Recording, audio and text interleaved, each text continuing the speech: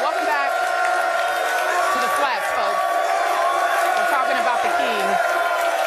According to Elias, with the win on Sunday night, the Cavs became the first team in NBA history, finals history, to win Game 2 without 2 of their 3 top scorers. So, LeBron and the Cavs are underdogs at home. They're also underdogs to win the entire series. But consider this. They've been able to win without Kyrie Irving and Kevin Love. Just consider that for just one moment, Skip Bayless. So here's the question.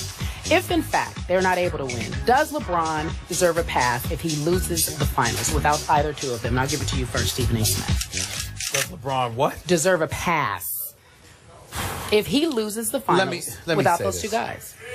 You know, and I say this, I've said this repeatedly. No Kevin Love, no Kyrie Irving. If he plays like garbage, it does not matter. He still will not get a pass. But when you're averaging 41.5 with 12 rebounds and 8.5 assists, that ain't garbage.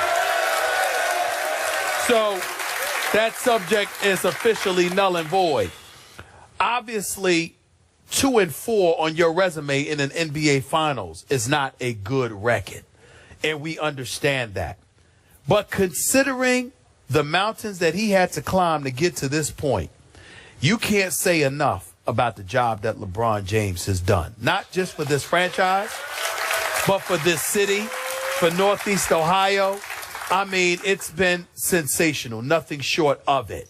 Again, if he was playing like trash, that would be a different ball game because you look at him and you say, listen, your level of greatness requires a certain level of performance. But he's living up to that. And I mean, listen, we're sitting here debating about LeBron James in terms of, oh, he could do a little bit more because he's shooting 40%, less than 40% from the field. That's really all we can say about him. Can't say anything about his defense. Can't say anything about his leadership. Can't say anything about his willingness to produce and show up. Overall, you see the numbers that he's putting up, knowing what he's up against. LeBron James is in the finals with Timothy Mozgov, Tristan Thompson, J.R. Smith, Amon Shumpert, and Matthew Dellavedova. Well, go on. Go on. It's not about pretty good. You have to understand something. You can say you like it, but I would ask rhetorically, did you like it as much when Iman and JR was with Melo? No. So all I'm saying is you're not knocking them because you know that they can play. But there's something to be said about the greatness of LeBron when we consider the fact that these guys are in the finals. We're not talking, nobody's saying that Iman and JR and them can't play. Forget that. They're in the finals. They are 3 wins away from a world championship. No matter what you think, about no matter how great you think, because I think JR is a much better guy than has been projected and been perceived. I've always been a fan of Amon Shumpert. You know that as an elite perimeter defender. You know how I felt about them in New York. But I never thought finals until they got to with LeBron. Okay. Let's keep that in mind. That's fair. Before I answer this question, I'm going to say something to you from my heart. And I've said this already many times on this show. The job that LeBron James is doing with this team, coaching it and teaching it and leading it, is spectacular. It's all-time great. Seriously, from my heart. Okay. In some ways, intangibly, he should be the MVP. Okay? I'm with you. Okay, now back to this question. We had a very interesting question on this morning's show at the end of Carrie's Court. Do you remember this one about should there be an asterisk attached to this? If Golden State wins, and there's obviously no Kyrie and no Kevin Love, should it be an asterisk of a finals? And I told you in my answer, nationally, I think people will attach an asterisk. Not in the Bay Area. They're going to celebrate like crazy because it's their first since 1975. Right. But then you came on top of me and you said no. You said you got to go with what you got. And if what you got is what you got, there's no asterisk, right? That's right. Okay, so I'm going to turn it back around on you. If there's no asterisk, then there's no pass for LeBron James, okay? And I'm going to tell you why. He is playing this underdog role to the Academy Award hilt. He's saying now, hey, no team could compete the way we do if they lost 2 All-Stars. Sure. Well, you know what? They could if heaven opened and you replace those 2 All-Stars with Tristan Thompson, who has emerged as a force in this league and in this finals. Am I right about that? He is a force. You're even talking about he should get max money. Am I right about that? Well, max money in today's NBA. Okay, I mean, whatever. good Lord. But you're saying he's turned into a star. He is dominating the offensive glass and the defensive end. And whatever you want to say about Little Delhi, you called him a premier defender. All of a sudden, Kyrie, who does not defend because it's just not yet in his heart to defend the way Delhi defends, when you lose him, all of a sudden you gain Delhi on Steph. And he is a Steph stopper. I don't care what you say. And guess what else you do? Guess what else? Thank you. Hang on 1 second. What else you gain is LeBron James, who I always called the best point guard in basketball, is suddenly, quote-unquote, relegated to playing the point for this team. I love this team with him at the point. And guess what? I love this team defensively with Tristan and Delhi because all of a sudden the Cleveland Cavaliers turn more into the Cleveland Browns defense. And your Browns do have a hard-nosed defense. Hey, listen, I'm serious. My point is, I still say, as crazy as this sounds, no Kevin Love and no Kyrie. I like this team in a matchup with Golden State a little bit better with these 2 guys in this lineup because it's just mentally tougher, it's physically tougher, and it's turning into a defensive juggernaut right now before your very eyes. Well, allow me to retort. First of all, number one, I don't necessarily like them without Kevin Love and Kyrie because what you keep missing is that bodies matter. There is a legitimate beef. That the Cleveland Cavaliers could lose these finals simply due to lack of bodies and fatigue wearing in because of the 6 to 7 guys you have to play instead of the 9 you would be able to play if Kevin Love and Kyrie Irving were healthy. Number one. Number two, sometimes your best defense is a prolific offense, which you would definitely have if Kyrie and Kevin Love were available because they could definitely put the ball in the hole. So we got to pay consideration to that. But when you talk about LeBron James in terms of a pass or whatever, you're going to reverse it to me. Remember, when I talked about the asterisk and how it doesn't apply it doesn't apply to the winner because the winner, it's irrelevant. In the end, you got the chip. You ain't going to give it back and you ain't going to apologize for taking advantage of somebody's deficiencies. But when you lose and you have an opportunity to reflect on why a team lost, we're going to look at it and say, you know something? This might have something to do with it.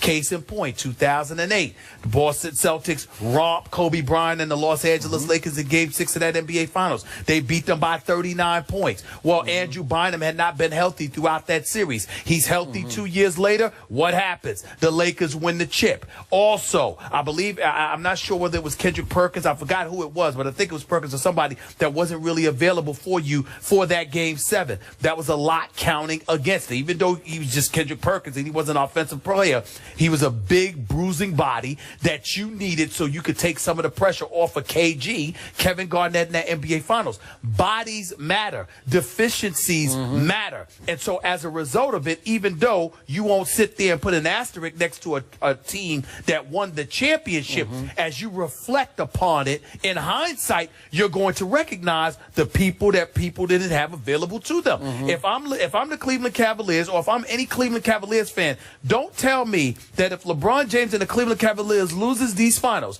that 2 months from now, 2 weeks from now, 2 days from now, or a year down the road or whatever, we're not sitting there saying to ourselves, damn, he didn't have Kyrie. He didn't have Kevin Love. This is all he had. You're going to remember that, especially if he continues averaging near 40. Because if he's averaging near 40, all right, you're going to sit there and look at him and go like this. He did his job. Okay, but time out.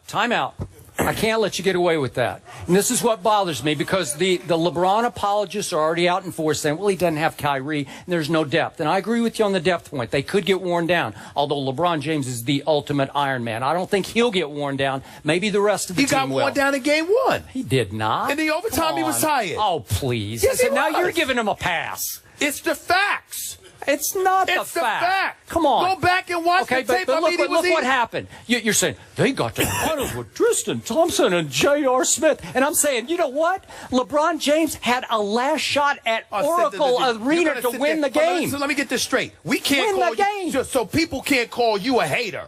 But if we defend LeBron, we're apologists. Which one is it? How come Everybody calls me a hater. You got your cake and eat it too. The fact of the matter is, They all call me a hater. don't look at them. I'm talking to you. Don't look at them. I'm right here. The point is that LeBron James. Hold on, wait a minute. LeBron James. What are you talking about? He played 50 minutes in game 2. He played more than 44 minutes in game 1. That overtime, everybody and their grandmama said he ran out of gas. He jacked up Not 38 my grandmama. shots. No, probably your grandmama, just not you. Yeah. But the point is he jacked up 38 shots. That wasn't him. That's not the way he's accustomed to You play. got him in position to win game 1. But the point that I'm trying to make, that's not the question. Yes, it the is. The issue is that was he or was he not tired? Everybody who was watching the game outside of Skip Bayless thought he was tired. Tired? In the overtime. Yeah, Yes. but all I care about is you have the basketball in your hands in a tie game with the clock running down at the toughest place to win in the NBA.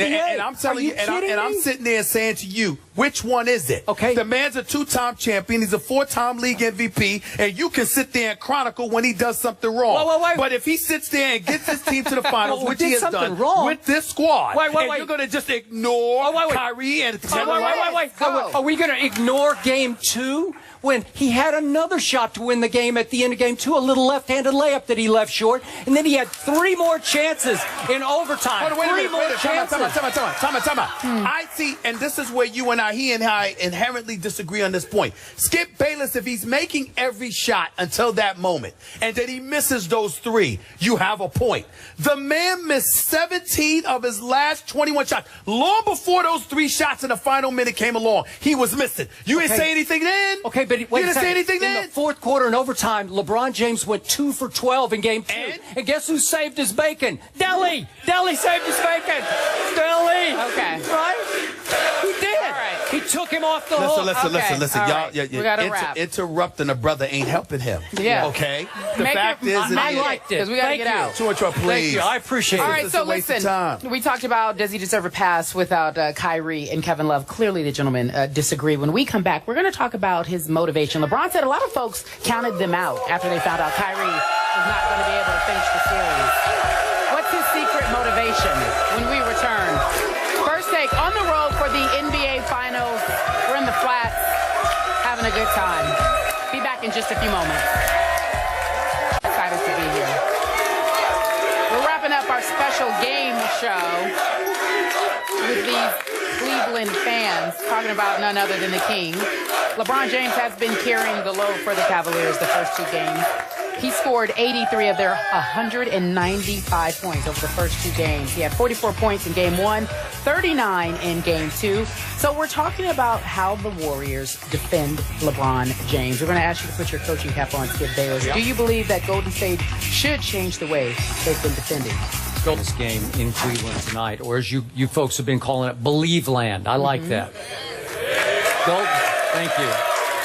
Golden State has to figure out a way to push the pace, to up the RPM of this game into their kind of game. And the only way I know how to do this is to start trapping LeBron James at 3/4 court or half court. I'm not talking about doubling LeBron James. I'm talking about trapping him quickly, and because he always makes the correct basketball play, get him to give up the basketball and hope it ends quickly in the hands of one of his snipers, JR, James Jones, whoever it is, Shumpert, and that they decide to shoot it more quickly than they usually would. Now, if JR gets hot, it's good night Golden State, okay? But to me, if you keep letting LeBron James walk the ball up the floor, walk into the offense, walk somebody down into the low post, and score a basket at the end of the shot clock, that is a recipe for 2-1 Cavaliers. And that's what, okay? You got to switch that.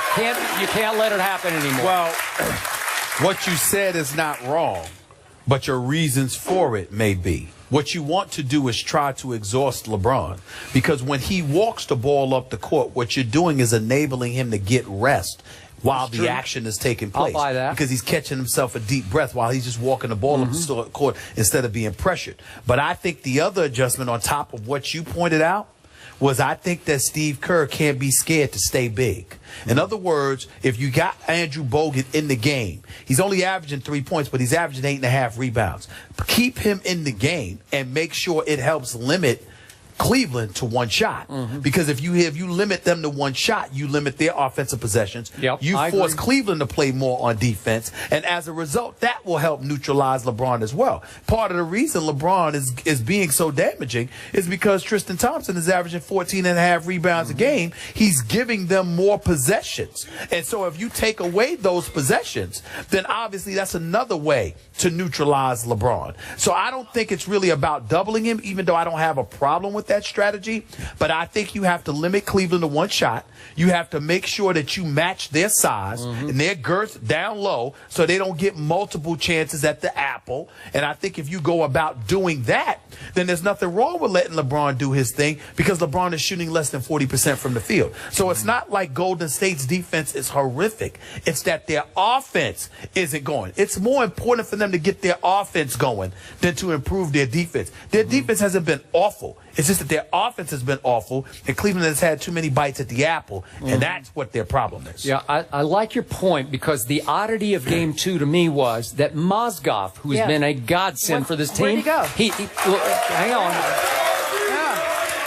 He played 0 in the fourth quarter and 0 in overtime. How did they get away with that? Well, Bogut wasn't in the game. Well, that's why Mozgov wasn't in the game. Yeah. Because Kerr took Bogut out to go small, and Cleveland had to match going small. But when he's in the game, you just got to make sure Mozgov doesn't outplay Bogut. All right, Game 3, just a few hours away. We're going to recap picks on the other side of the break. Thank you so much, Cleveland. We'll be right back in just a few moments. Welcome back to First Take on the road for the NBA Finals. We're getting ready to end our show, our special game day edition of First Take. We asked you on the Twitter who would win Game 3.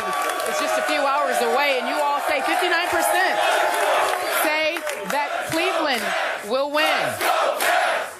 I don't know if you guys can hear me. Thank you. But your take, the Twitter results say that Cleveland will win. Did they get it right? I want to say that in a shock to me, this crowd has been even better than our morning crowd. It's unbelievable. Thank you. Yeah. 30 seconds. I truly love the city of Cleveland, but Yeah. I got to stick with my pick. I got Golden State tonight, 198. LeBron's going to do his thing, but either JR or Iman Shumpert will come alive offensively. Cleveland will win the night 99-91. Well, there you have it. The game is tonight on ABC. We'll be back here tomorrow morning at the Flats. Join us if you can. First Take on the road for the finals.